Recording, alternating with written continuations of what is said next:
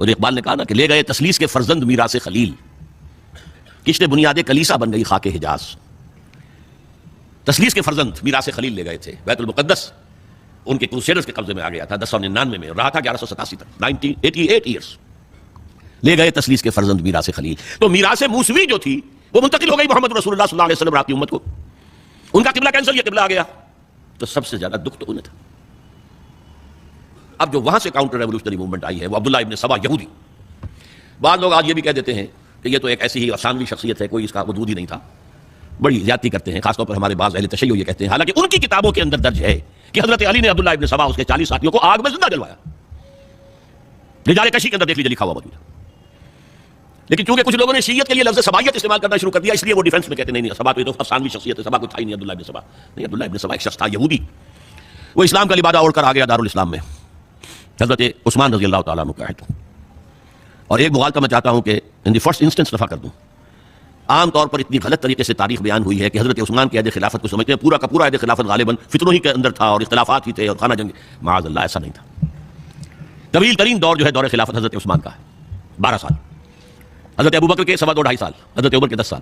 دونوں کو جمع کریں گے تو عثمان کا. اور اس میں 10 سال بالکل اسی شان کے ہیں جو حضرت عمر کے خلافت کے شان ہے، کوئی اختلاف نہیں. اور فتوحات کا دائرہ بڑھتا چلا جا رہا ہے، تھمتا نہ تھا کسی سے سیل رواں ہمارا. اس کے آخری ایام میں یہ شخص آیا اور اس نے ایک تو یہ کیا کہ پرانی جو قبائلی عصبیت تھی اس کو زندہ کیا. خلافت تو بنو ہاشم کا حق ہے، محمد ہاشمی تھے صلی اللہ علیہ وسلم. ہاؤ کم یہ ایک بنو امیہ کا شخص کیسے بیٹھا ہے؟ دیکھیے اس شخص نے کتنا انتظار کیا. حضرت ابوبکر بنو امیہ میں سے نہیں تھے، لہذا یہ فتنہ اس کے خلاف نہیں ہو سکتا تھا، کیونکہ چشمک جو تھی وہ بنو امیہ اور بنو ہاشم کی تھی، بڑی پرانی تھی. یہ بڑے برابر کے یہ دو کلینز جو تھے مد مقابل تھے ایک دوسرے کے. باقی چھوٹے قبیلے تھے، بنو تیم ہے، بنو عدی ہے، لیکن مقابلہ تھا بنو امیہ اور بنو ہاشم کا.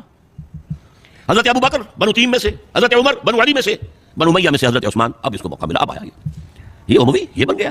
یہ سب غاصب ہیں، ابوبکر بھی، عمر بھی، عثمان بھی. خلافت پہلے دن سے علی کی ہے اور اس کو ملنی چاہیے اس سے آگے بڑھ کر. اور علی تو خدا ہے، انکارنیٹ، گاڈ انکارنیٹ. یہ اس کا عقیدہ جس نے پھیلایا. یوں سمجھئے ایک شخص نے حضرت عیسیٰ کے دین کو زیرو کر دیا تھا. لوگ مانتے نہیں کہ ایک شخص اتنا کچھ کر سکتا ہے.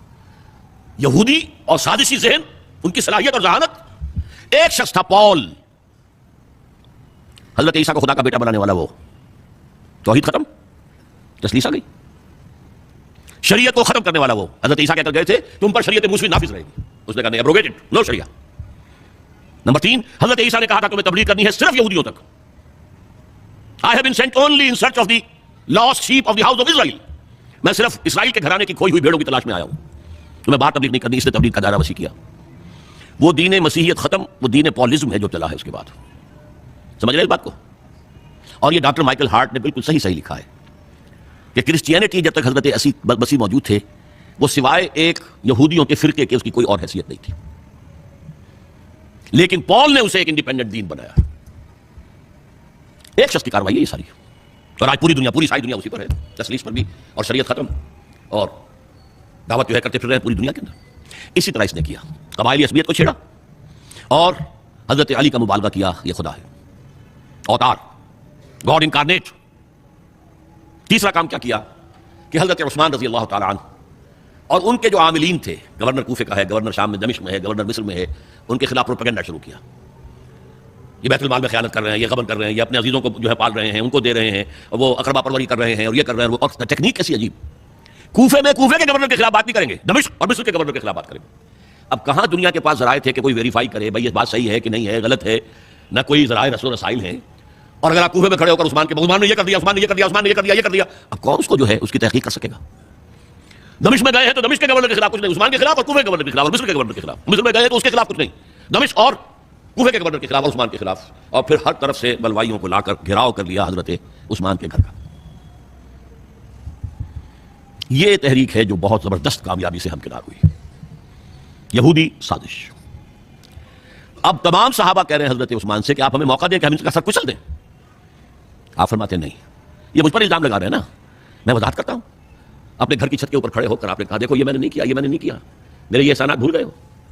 حضرت علی نے مسجد نبوی میں کھڑے ہو کر جتنے الزامات لگائے تھے ان سب کی طرف سے برات کا معاملہ کیا. یہ جھوٹ کہہ رہے ہو تم. عثمان پر کوئی غلطی جو ہے، کوئی خیانت ثابت نہیں. لیکن جنگ کی اجازت حضرت عثمان نہیں دے رہے. یہ میرے خون کے پیاسے ہیں نا. جب تک قتل نہیں کر لیتے جرم کہاں ہے؟ جب قتل کر لیں گے تم کے ساتھ لے لینا. لیکن میں کسی کلمہ گو کی جان نہیں لینا چاہتا, صرف اپنی جان کے تحفظ میں. یہ ہے عظیمت کا پہاڑ. لوگ کہتے ہیں کمزور تھے, جان بچانے کے لیے تو آدمی پتہ نہیں کیا کچھ کر بیٹھتا, اور طاقت ہو تو طاقت کو کیسے استعمال کرے گا. حضرت امیر معاویہ کی طرف سے پیغام پر پیغام آ رہے ہیں کہ اب ہمیں اجازت دیں میں فوجیں بھیجوں ان کا قلعہ کما کر دیا جائے. حضرت عمرو بن العاص کا پیغام آ رہا ہے مصر سے, اب ہمیں اجازت دیں. طلحہ زبیر علی اجازت مانگ رہے ہیں مدینے کے اندر, آپ اجازت دیں کہ ہم جنگ کریں ان سے. نہیں. آخر کار حضرت علی نے دونوں بیٹوں کو حضرت حسنین, حضرت حسن حضرت حسین دروازے پر کھڑا کر دیا. پہرے دار حضرت عثمان کے, حضرت حسن حضرت حسین کہ کوئی گھر میں داخل نہ ہونے پائے. پچھواڑے سے آئے ہیں اور شہید کیا ہے. میرے نزدیک تاریخ کی مظلوم ترین شہادت بمانی مقتول فی سبیل اللہ وہ حضرت عثمان ہے. بلکہ میں جرات کر رہا ہوں ذرا, آپ کو معلوم ہے علامہ اقبال سے مجھے کتنا تعلق قلبی ہے. میں نے ان کے ایک شعر میں ترمیم کی ہے, میں سمجھتا ہوں انہوں نے صحیح نہیں کہا. غریب و سادہ اور رنگی ہے داستان حرم, نہایت اس کی حسین ابتدا ہے اسماعیل.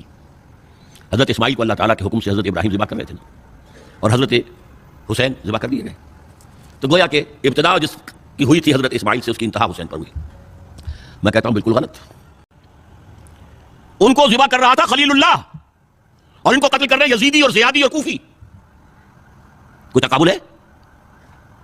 وہ قتل نہیں ہوئے, یہ قتل ہو گئے. انہوں نے پیشانی خود رکھ دی. یہاں تو حضرت عثمان لڑتے ہوئے, حضرت حسین لڑتے ہوئے شہید ہوئے. کون سی چیز مشترک ہے؟ ایک دوسرے میں جمع کر دیا ہے. صنعت لفظی تو آپ کہتے ہیں اس کو, لیکن کیا مشترک کیا چیز ہے؟ اور میں نے امید ہے علامہ اقبال سے ملاقات ہوگی اگر آخرت میں, تو وہ میری اس بات کو تسلیم کریں گے. میں نے شعر کا دوسرا جو مصرع بدلا ہے, نہایت اس کی ہے عثمان ابتدا حابیل. حابیل جنہوں نے کہا تھا بھائی جان آپ مجھے قتل کرنے کے لیے ہاتھ اٹھائیں گے تو میں اپنا ہاتھ نہیں اٹھاؤں گا آپ کو قتل کرنے کے لیے.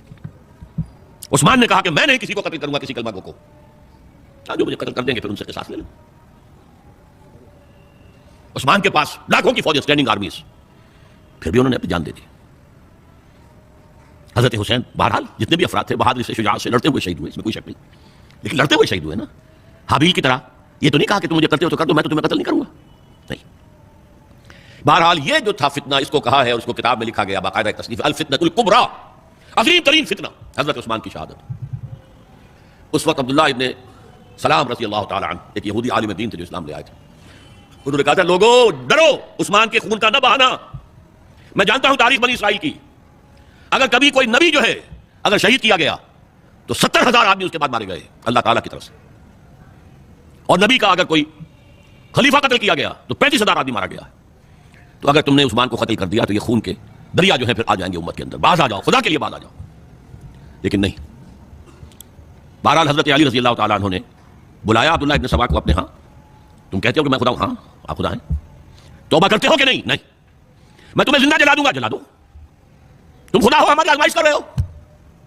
حضرت علی نے عبداللہ ابن سبا کو 40 ساتھیوں سمیت زندہ جلوایا. اور یہ سارا کچھ معاملہ جو ہے یہ میں نے آپ کو بتایا اہل تشیع کی کتابوں میں موجود ہے. بہرحال یہ فتنۃ الکبریٰ ہے جس کا نتیجہ کیا نکلا ہے آپ اچھی طرح سمجھیے. وہ شہادت علی الناس کا جو سیلاب جا رہا تھا, جس کی شان کیا تھی, علامہ اقبال کے الفاظ میں, تھمتا نہ تھا کسی سے سیل رواں ہمارا. یہ جو سیل تھا وہ روکنے والا تھا. 2 سپر پاورز تھیں اس وقت, ایران, روم. ایران کے چیخنے ٹوٹ گئے, روم کی 2 ٹانگیں ٹوٹ گئیں. اب کون روکنے والا تھا؟ یہ انٹرنل سیبوٹاج ہے. اس کے بعد جو باہمی خانہ جنگی شروع ہوئی ہے, 1 لاکھ مسلمان ایک دوسرے کی تلواروں اور نیزوں سے ختم ہو گئے.